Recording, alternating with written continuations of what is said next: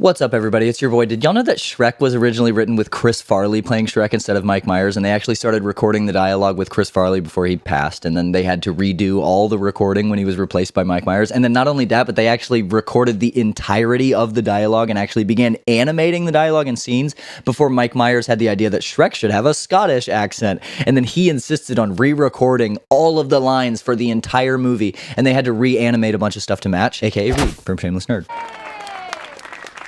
Today's video is about anxiety. If you like my videos and you'd like to support a young, starving artist, the best way to do that is to click the join button and become a member of the channel. That gives you exclusive access to a bunch of cool stuff and also the satisfaction of knowing that you're putting $2 a month into a person's pocket and not an AI running a shadow behemoth corporation that contributes willfully to the destruction of our planet.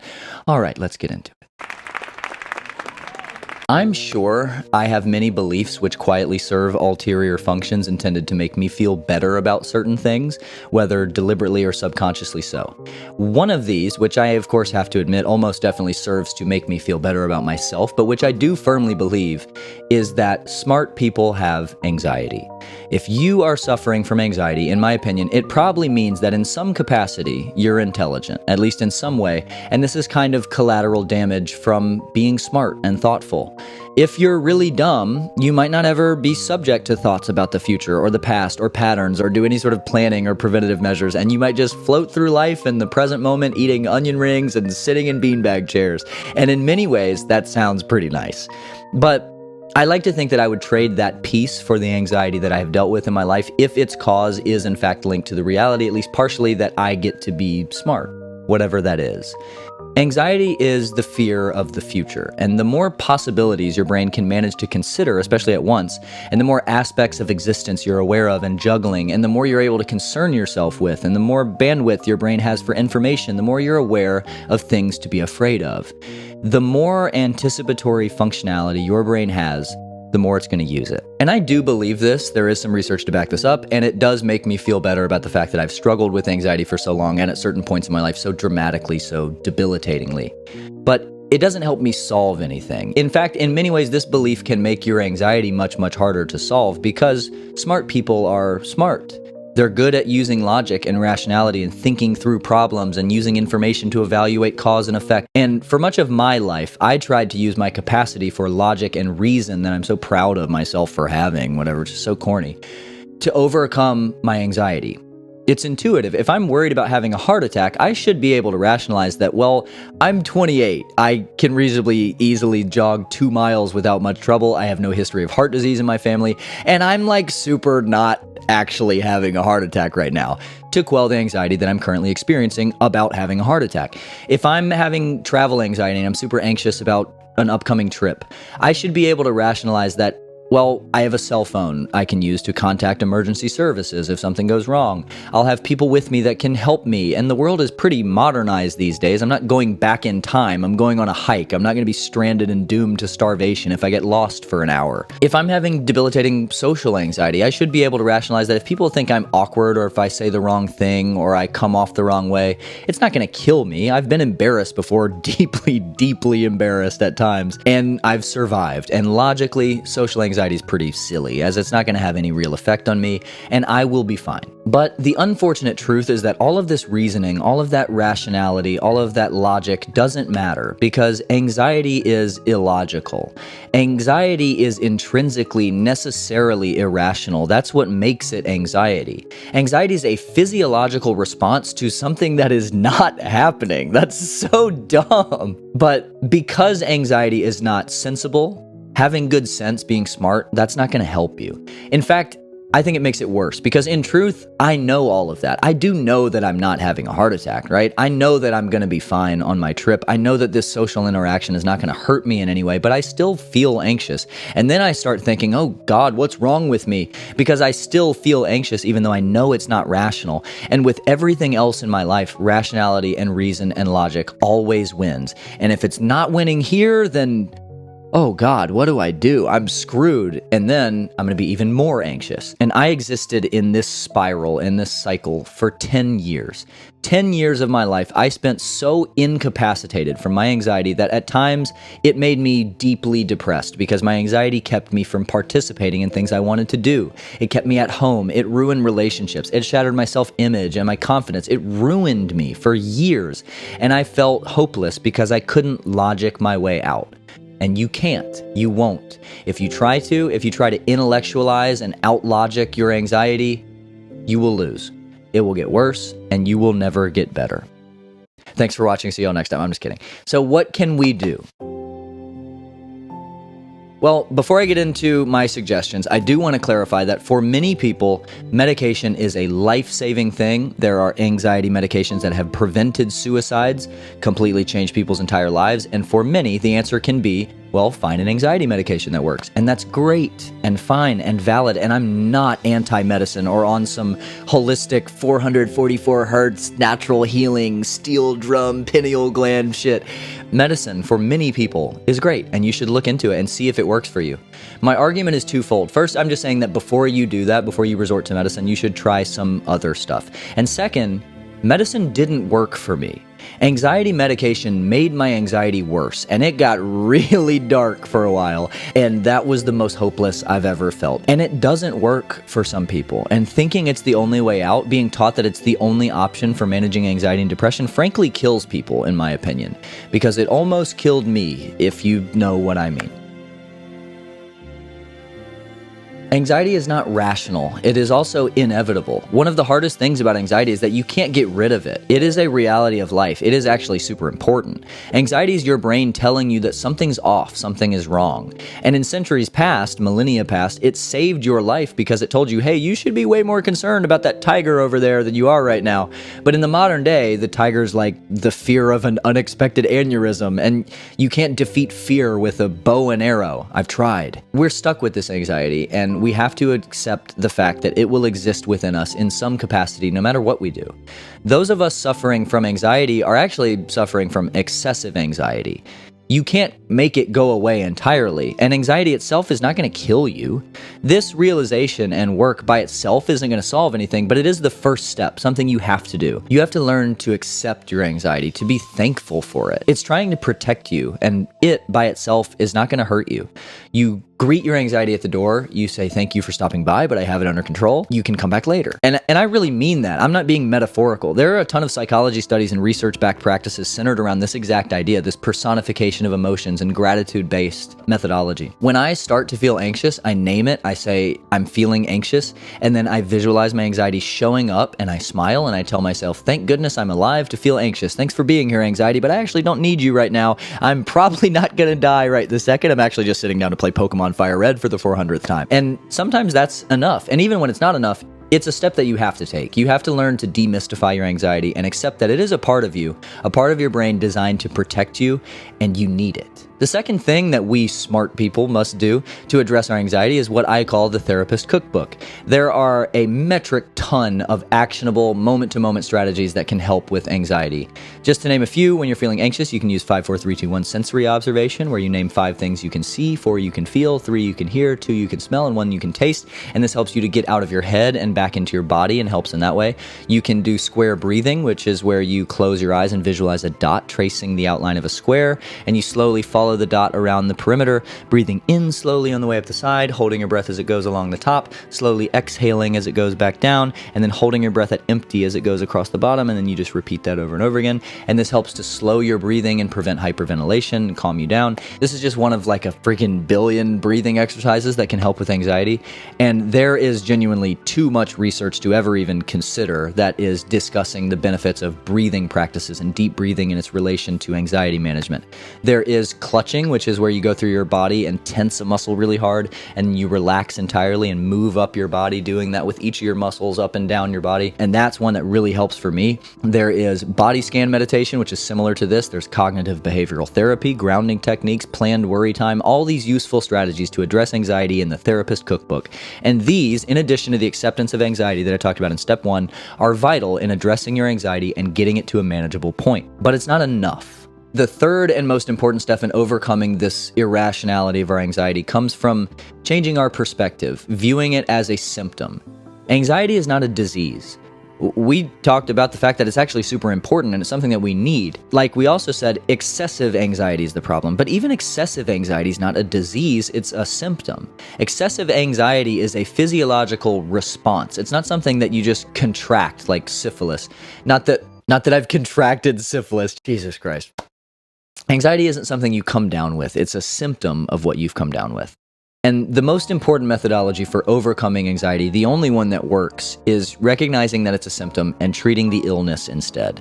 This is a reality that a lot of people don't want to talk about, that I am apprehensive about talking about because it feels kind of bootstrapsy, it feels preachy, it feels out of touch. And as someone who had some of the most dramatic and debilitating anxiety I've ever even really heard of, it often feels impossible.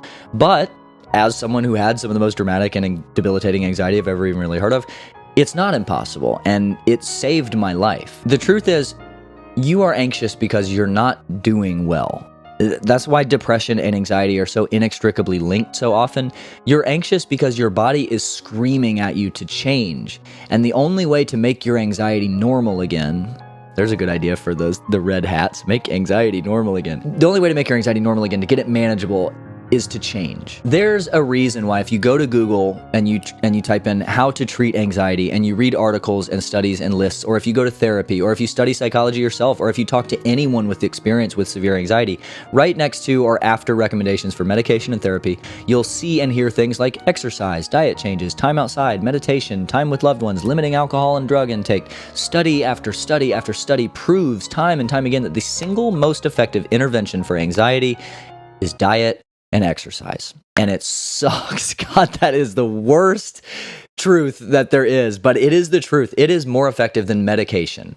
I'm going to say that again. It is demonstrably proven to be more effective than medication. I will link to one study in particular, but this is unanimous across the board. You can find plenty of other studies to read and look at if you're unconvinced. And again, people are different. This is not necessarily true for every single individual person. I'm not anti-medication, I promise, but it is proven to be effective, and more effective in most studies than medication of any kind.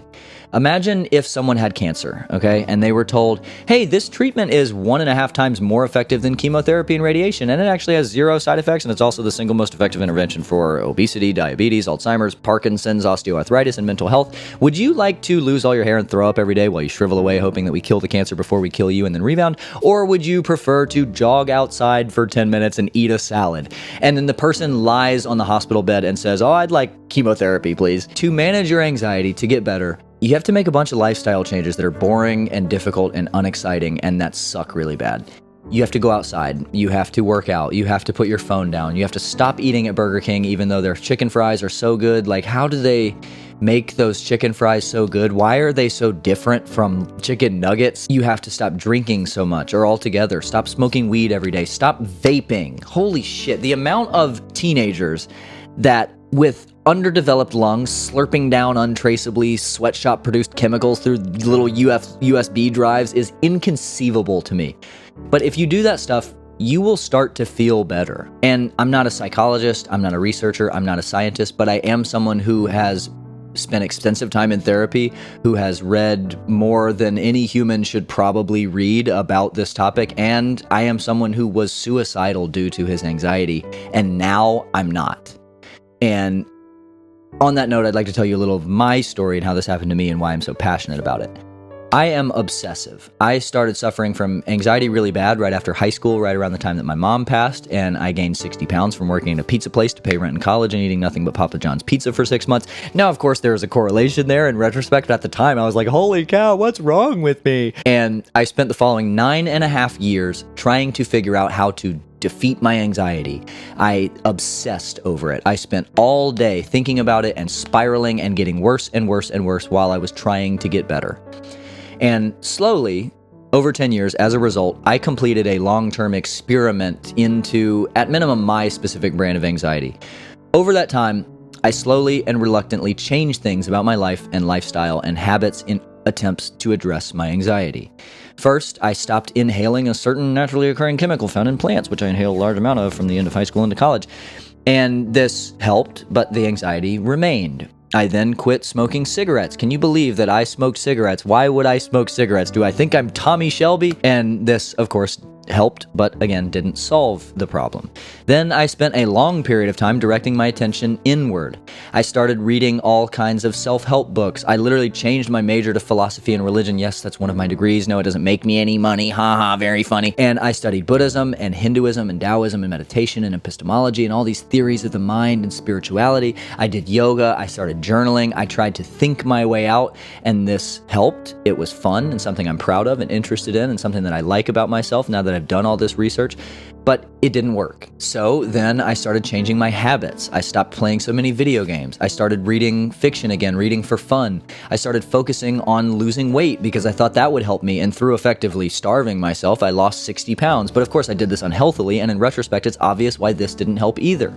All of these things that I could logically, rationally connect to my mental health. Well, I feel bad because I feel insecure. Let me lose weight. My heart's racing because I'm doing drugs. Let me stop doing drugs. I need to learn about the mind. This will help me master my mind. I spent 9 years trying to out-reason my anxiety, and it didn't work.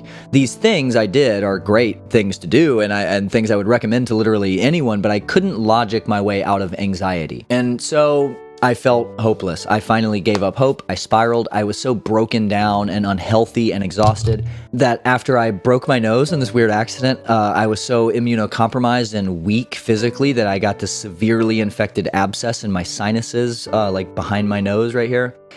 From which I almost died. And then after surgery on it, I had long-term stomach issues because of these crazy antibiotics that destroyed my gut microbiome. And then I stayed sick for months because of this, causing an inability to eat coupled with my body's exhaustion. So I was just sick and emaciated and miserable. And it was a very, very dark time. And I wanted to die. But before I did, largely because of my son, in a brief period when I was not sick, I tried in one last-ditch effort with all of the remaining strength in my body and brain to get better. And I did all of the things at once, all of the things that I put off for so long that I knew deep down I needed to change and didn't and wasn't. I started eating healthy, I started working out, I started going on runs outside in the sun, I got off all social media, I spent time with my family, and I quit nicotine. Nicotine was the last change I made, the habit I was most afraid of giving up because I'd always heard about how withdrawals can cause anxiety, and so I felt trapped in it. But as I made all the other changes, I started to feel better, and this encouraged me to continue. And y'all, I don't know what I believe, spiritually speaking, but if there was ever a moment that felt mystical, that felt magical or universal in some way, it was August 20th, 2024. I woke up the morning, the second day after my last Zen, that's the nicotine pouches I was using, so corny. And for the first time since 2013, when I was 17 years old, my anxiety was just gone. It was gone. It was like I had checked every box, and I'd been improving for a while slowly, but after checking that last box, the nicotine box, it was like a spiritual out-of-body experience, and in an instant, on the morning of August 20th, my anxiety was gone. Literally 10 years, constant anxiety, depression, suicidal ideations. August 20th, gone entirely. And this miraculous epiphany sort of all-at-once moment was unrealistic to expect to continue, and I've had ups and downs since then. I've had like relapses or times where I've gotten sick and kind of slipped into periods of struggles here and there since then, and I absolutely still have moments. I have, near panic attacks on occasions, but those occasions are getting more and more rare, and because now I have all of the tools to handle my like relapses or flare-ups or whatever you want to call them now when they show up, because I spent 9 years doing all of that work before I started treating my anxiety like a symptom and not an illness. And now that I have confidence that I am better, I feel better. And because I feel better, I'm so much more equipped to handle my anxiety, which makes my anxiety go away. And that makes me okay. You can't out-logic your anxiety, but you can outsmart it. Thanks for watching. See y'all next time.